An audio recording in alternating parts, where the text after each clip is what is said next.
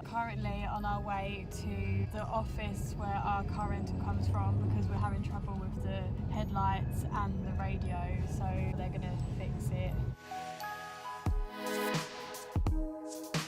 We've just parked underneath the Harper building, the big glass building, because our car rental has an office here in Reykjavik. So we came here to get the lights sorted and they refitted the bulbs so we can now see. We also get free parking here as well because we're with that company. So we decided to just walk up to the tourist information place again, and we spoke to someone about things we could do because it's our last full day here. We have booked a trip to the lava tunnel and we're going to explore some volcanic cave stuff. It costs about £40 each. I asked her about when we travel to volcanic caves and ice caves and glaciers if we could do it ourselves or if you have to go over tour, and she'd said that you can't access it on your own. You can drive there, which makes it cheaper. Instead of going in a coach or a tour bus, you still have to pay for the tour to get in, and you have to pre-book it as well. You can't just turn up and book it. We're gonna go back to our room first and get ready, and then we'll head out there.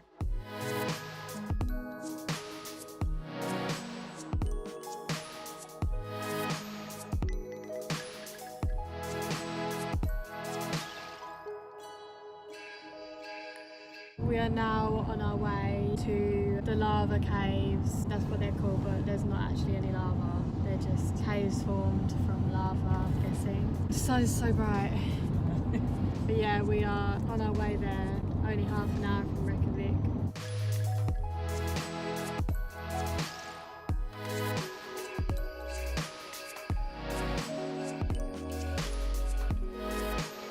Find lava tubes mainly in volcanic areas basically. So it's a cave formed by a lava flow, and this happens in eruptions that are called effusive eruptions. That's when you have flowing lava coming out of the volcano, and then this river of lava starts cooling on top also, and a crust of rock starts forming on the edges, and then this crust grows kind of towards the center until it has closed off and formed a ceiling, and then basically the lava is flowing underground in a tube. All of this lava came from a volcano called Leyte, which is up this way about 15 kilometers, 10 miles or so. How many of you have seen a volcano before? Only a few people. The rest of you were sleeping on the bus because you passed about 6 of them on the way here. This lava came down here and it went all the way down to the ocean over there. It also went into the other direction, actually around the mountains and all the way into Reykjavik. We estimate that this eruption lasted about 2 years, and this was 5,200 years ago. The rocks, they contract when they cool, and so they start cracking up and breaking into smaller rocks. And this one has collapsed quite a bit. You see what it looks like here on the ground, all these big rocks, and this is all breakdown from the ceiling. I know it makes people a little bit nervous to think that, you know, big rocks like this came from the ceiling, but that's why we just have to have the helmets on, right? Okay, no, you're not buying that. Yeah, the helmets wouldn't help a whole lot, admittedly. It's not something you have to worry about too much because this collapse is mainly happening in the first few years when the cave is cooling down. That's when most of the collapse happens. But then it kind of stabilizes and the collapse slows down. We have holes here in the ceiling. Those are called skylights, and that's where the whole ceiling fell down and opened up to the outside. If nothing had collapsed down, we wouldn't have any of these openings here. It would just be a closed tube under the ground and we wouldn't even know that it was here. We have 3 skylights here in the beginning.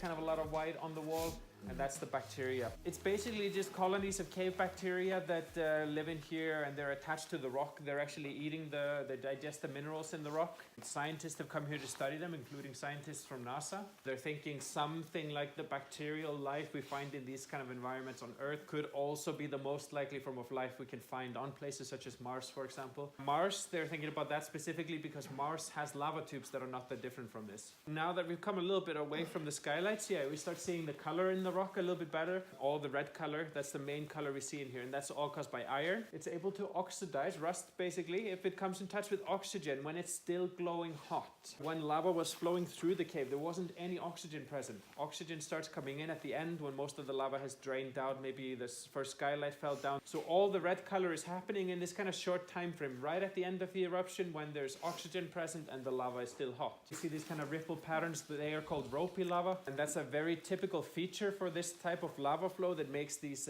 caves. This type of lava is called pahoehoe lava. It happens when it's still moving a bit, but it's started to form a thin crust on top, and then it makes these kind of ripples. So it's a very good way to identify that you're in the pahoehoe lava.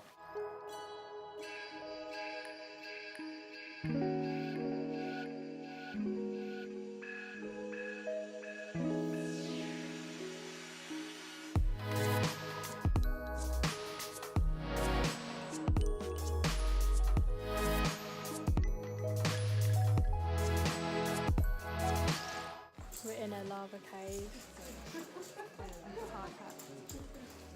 Helmet. You can't see you because your light's on. We're just leaving now.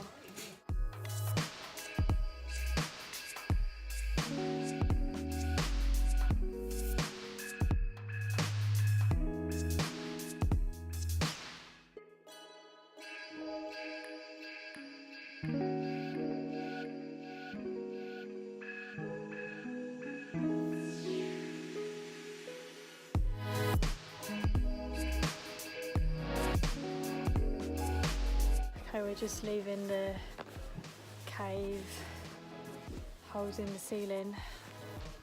And that is the entrance and the exit.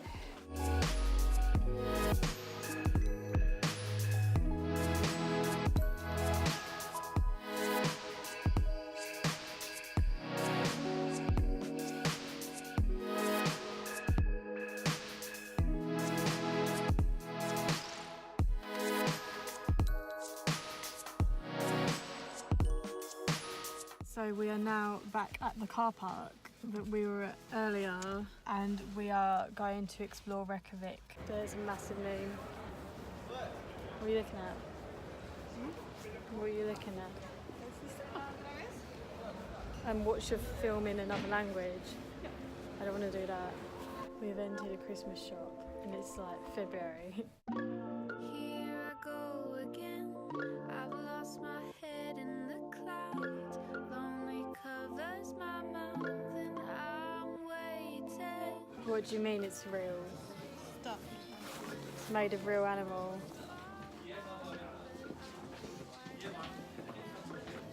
That is big. It wouldn't be stuffed with a real polar bear. No, it's the skin of a real polar bear. Oh. I like the dancing polar bear though. One that's breaking. We just saw like a red house that's really nice, and that's nice too, that's pretty. There's like a light festival thing going on, so everyone has Christmas lights. We're just exploring like the streets basically. There's loads of restaurants and cafes, also the souvenir shops. There's loads of little colourful houses. I like the pink one. We're at the church. When you look like that, I wish I could know your mind. Why are you holding back? Be set up, be set up, be like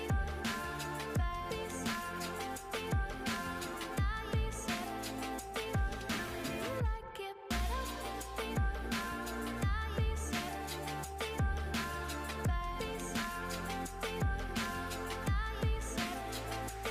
We're now back at our room because it's our last night. We're just taking our stuff to the laundry room.